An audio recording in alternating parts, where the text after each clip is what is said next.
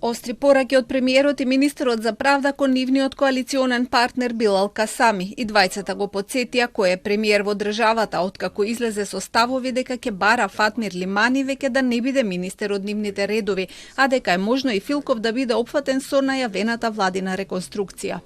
Јас сум задоволен со работењето на господинот Фатмир Лимани и мислам дека е додадена вредност во Министерството за социјална политика, демографија и млади. Јас сум мандатар на владата и јас ја составам владата.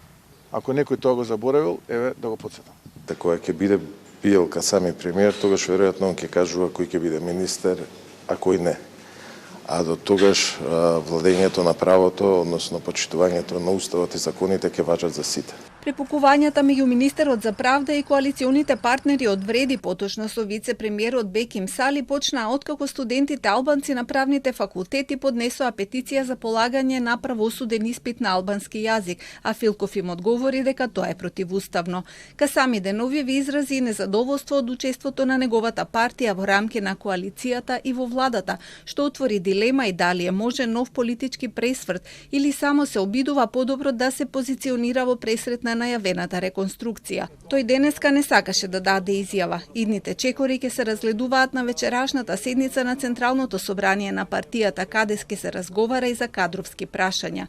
Во меѓувреме во јавноста почнаа и нагаѓања околу тоа кои министри би можеле да бидат сменети.